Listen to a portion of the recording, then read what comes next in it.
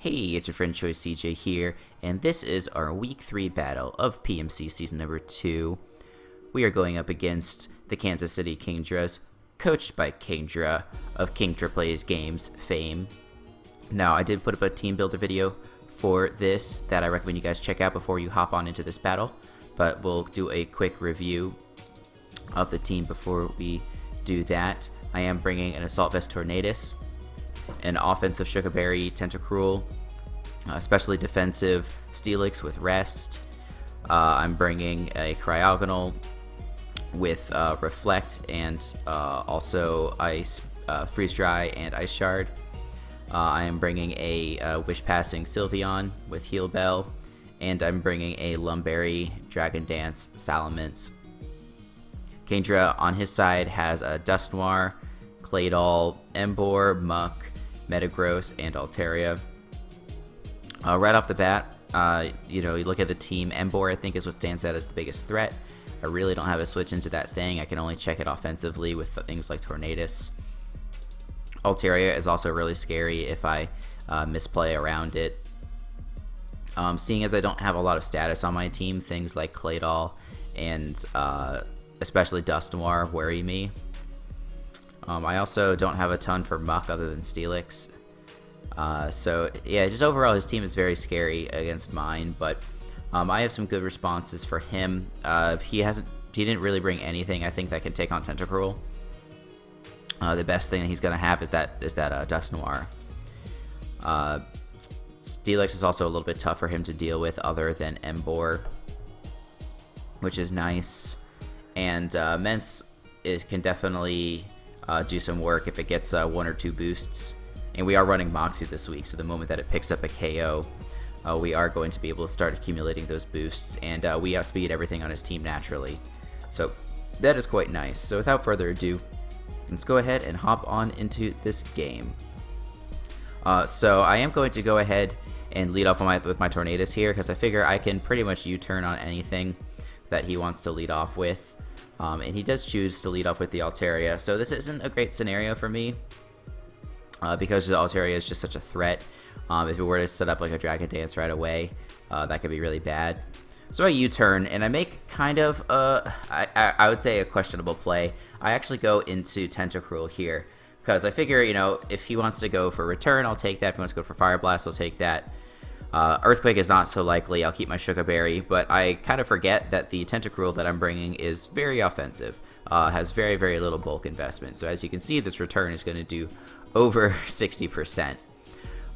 He makes a switch out, which is a good play. If he could recognize that my Tentacruel is offensive, he doesn't want to leave this thing in there and take a Sludge Bomb to the face. He switches in the Muck to take that Sludge Bomb, which does so very well. The Muck reveals the Black Sludge. So I am going to go ahead and swap on out of here, because this Muck, it's not going to necessarily threaten me offensively, but I can't do anything to it. I bring in the Steelix, and he makes a very good double. He is going to be bringing in the Dusknoir. Now, I am afraid of the Will-O-Wisp here, for sure, but what he doesn't know is that I'm packing the rest, so I want to use this as an opportunity to get up rocks. Also, one of the big things that I'm fearing here with the Steelix is the Emboar coming in, because this really is bait for the Emboar. So as you can see, I actually click Earthquake before I go for rocks, because I don't want him to come in with that and get a free kill. Because, yeah, again, I don't have a switch in for Emboar. So I think he's going to be content to stay in here and try and wear me down now. He still doesn't necessarily want to bring in the Emboar on a burn to Earthquake if he can help it. He just goes for the Nightshade, and I go for the Stealth Rock. And I know on this following turn, if he hits me with the Nightshade, I'll be able to rest up to full health. It's actually pretty nice that the Dusknoir is going to outspeed me, because now I won't be taking that Nightshade damage after I've rested. I will be at completely full health. I can bring in my Sylveon later, which does pack the Heal Bell, and heal this thing back up.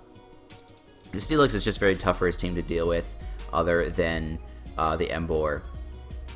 Pokemon like Altaria can do a decent amount of work to it, especially if it's especially offensive leaning. But it doesn't seem to be the case, because he did go for a Return and it did a massive amount of damage.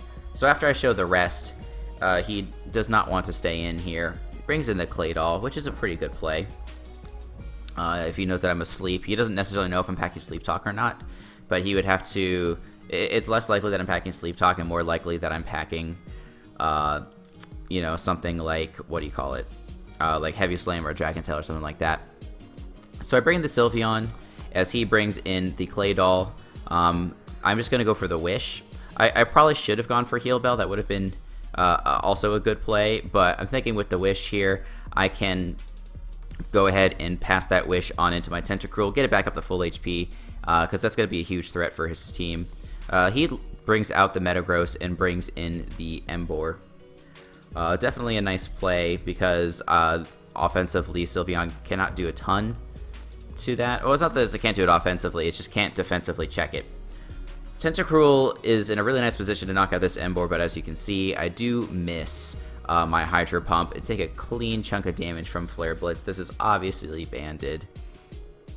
But now that he confirms that I am offensive, he should have known earlier, but maybe he didn't know that I'd had so much speed investment or something like that. He's going to switch out. I go for Scald because I know that he's now in range of Scald. With Emboar before, when it was at 88 HP, you know, after taking the Stealth Rocks, I wasn't going to be able to kill it with the Scald, so I had to go for Hydro Pump to guarantee the kill. Muck comes in, gets burned by my Scald, which is excellent. And I'm going to take this as an opportunity to switch on out into my Tornadus. Goes for Rock Slide, which I guess is... Maybe he was predicting my Tornadus. I don't really know, but I guess there's no sense in going for something like Gunk Shot facing the Tentacruel. Probably was just the best move that he had to hit the Tentacruel. I go for Hurricane on this thing because I want to wear it down. Doesn't even bring it into the red, and he goes for a Pain Split, which is really, really annoying. Eventually, we're going to wear this thing down, but it's just a question of how much is he going to wear down my Tornadus along with that. Because you see, I'm going to try to go for a knockoff, get rid of its Black Sludge to reduce its longevity, but he turns out to even be Sticky Hold, which is a bummer. Now he goes for the Gunk Shot, which does some damage. We're going to see after this burn, he's going to be very, very low on HP, so I'm actually going to go for the U-turn, and that's going to be enough to knock out this Muck. So Tornadus landing first blood in this game. Muck is going to go down, and now I have the chance to U-turn out into whatever I choose. I do go ahead and bring out the Tentacruel. This is also probably a misplay. I don't really know. I guess I figured, you know, this is going to do a lot of damage versus most of the stuff on his team. And that's why I would bring it in. But, you know, the Dust Noir is just something that I can't do a lot against. He also maybe could have brought in the Metagross, and like a Bullet Punch from Metagross could have potentially killed. That's definitely a thing to keep in mind. But I did choose to go to the Dust Noir. I don't have a great response for this. So I'm just going to come in with my Sylveon, which I know can like wish itself up to full HP every other turn, and it's not going to be a big deal. I do go for the Heal Bell to finally heal the sleeping condition on my Steelix, as he shows Toxic. So he's actually double status, Nightshade, and that's just really hard for me to deal with, because again, I don't have any status of my own on my team. You know, he's not going to be able to really kill my Sylveon.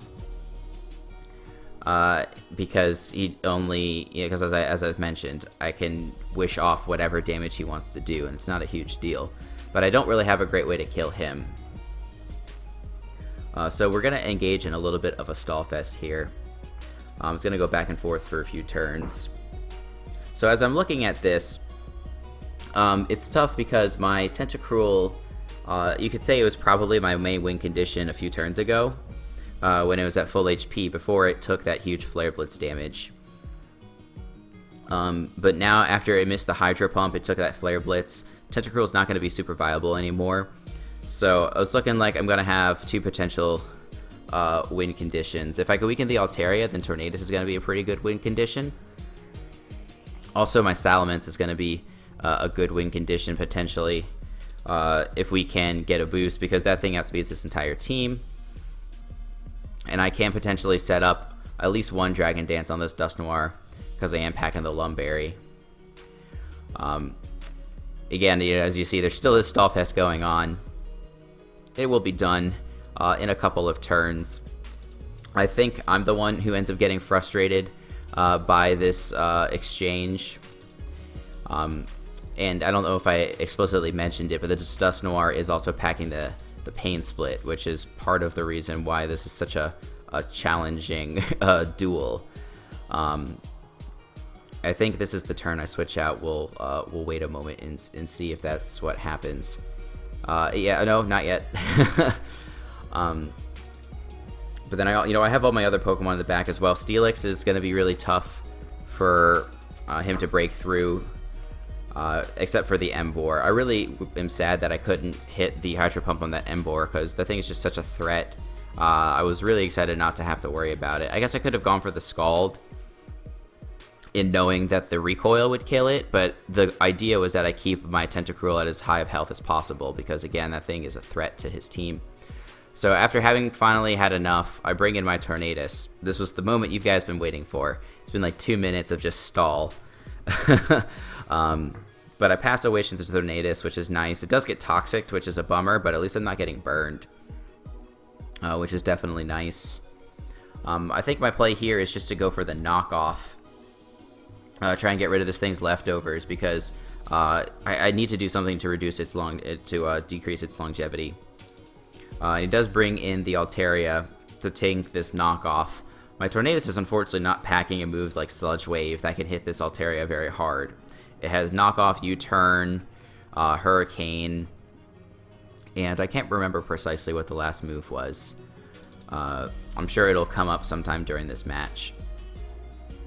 But I am going to go on and U-turn out into the Steelix. I can take this thing on with relative ease.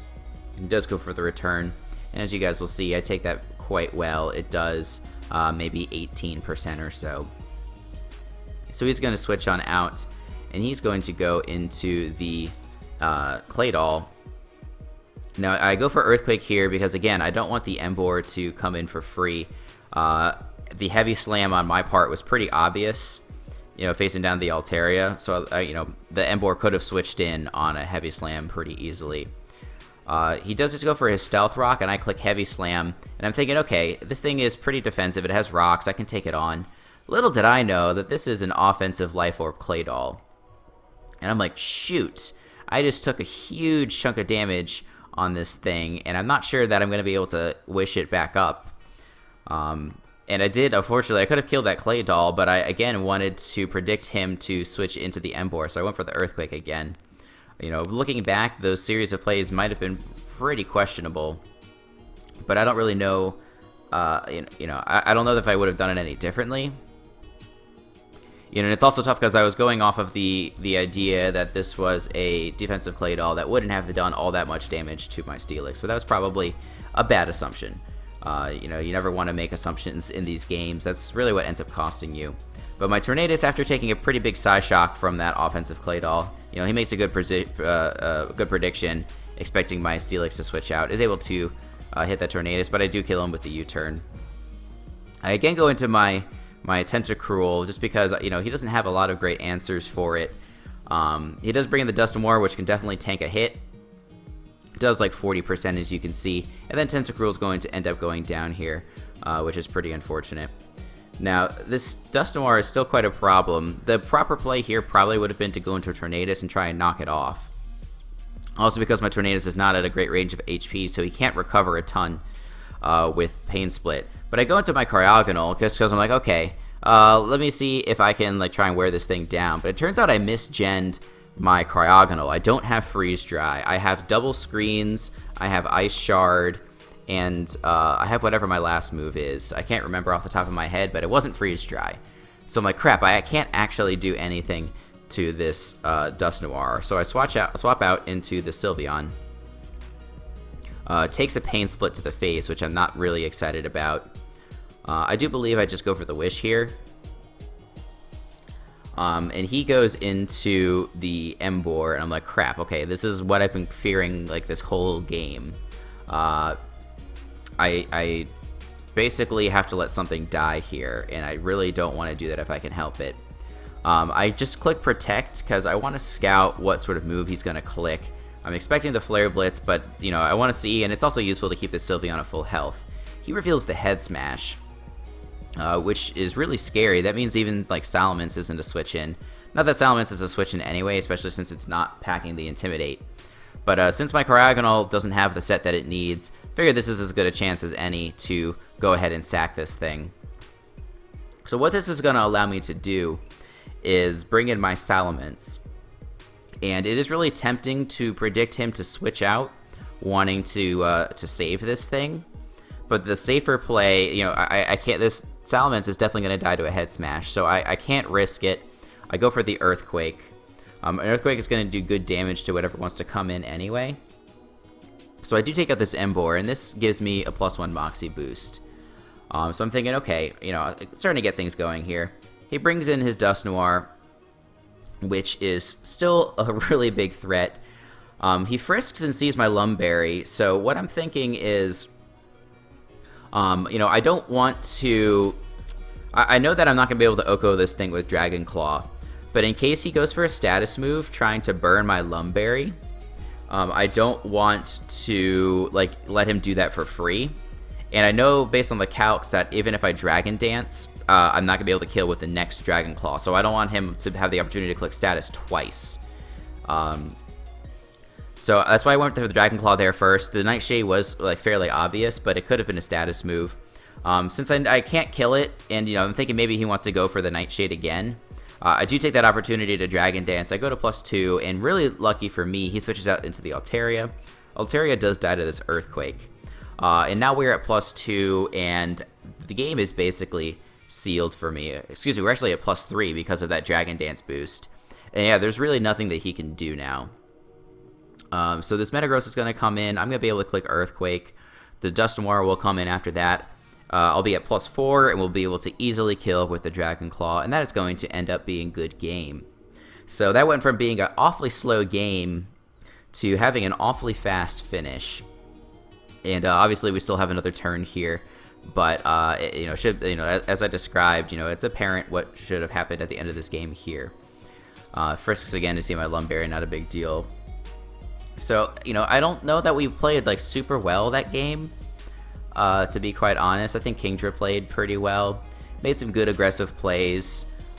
He made the plays, you know, expecting my double out of the Steelix early on, or you know, expecting my switch into the Steelix when the Muck was in. You know, and then he brought in the Dust Noir, was able to get a bird on my Steelix. He made some good plays, like bringing in the Emboar on the Sylveon's Wish. One additional comment on that play where the Emboar came in right there towards the end of the game.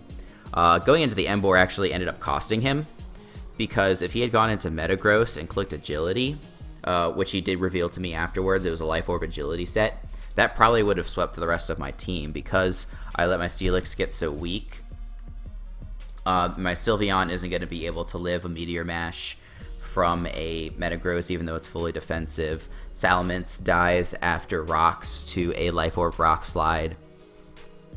So we came, you know, even though it ended up like looking like a pretty good win, it was a 4-0 victory if I'm not mistaken, because all we lost was Tentacruel and Cryogonal. Yeah, so it was a 4-0 win.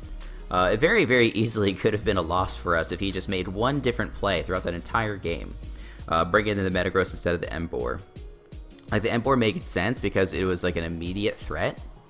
You know, it basically comes in and gets a kill, whereas the Metagross, it could have gotten a kill basically on anything that wanted to come in, but then I can go into something like Tornadus, hit up with a knockoff, make it a lot harder to deal with. Salamence can come in revenge with Earthquake if needed after it's taken some damage. Going into there, predicting the switch out, and clicking Agility could have been very dangerous for me and very good for him. So Kingdra is unfortunately now 0-3. We are 2-1. We're getting into a pretty decent position in our conference now. The other matches, I'll let you guys watch those before, you know, rather than spoil any of the results. Then that way, you know, you'll know kind of what the standings are like afterwards. But, you know, we have to keep on collecting wins to make the playoffs, obviously. Shoutouts to John Madden. But, you know, I want to say to Kingdra, you know, he's off to another rocky start this season, but I think that he played really well. It's kind of the, you know, just some unfortunate circumstances, and he ended up losing another game. But I think he's a really heads-up player. has a really threatening team and has the potential to pick up a bunch of wins towards the latter end of this season. And I do want to encourage all of you guys to check him out. And make sure you check out all the other coaches in the league. I do want to make sure I give another special shout out to my boy Alcoholic Gamer Boy. I've been meaning to mention this in the other weeks and also at the beginning of the videos, but he is the one who records all of my battles. So I'm really grateful to him for being able to do that so I can put up this cool content on my channel. So anyway, that is going to do it for me, you guys. We are going to be having our Week 4 battle next week up against Phantom Base, coach of the Cleveland Escavaliers. Make sure you tune back for that battle, and make sure you tune into my channel for other Pokemon content. And until the next time, I will see you guys later.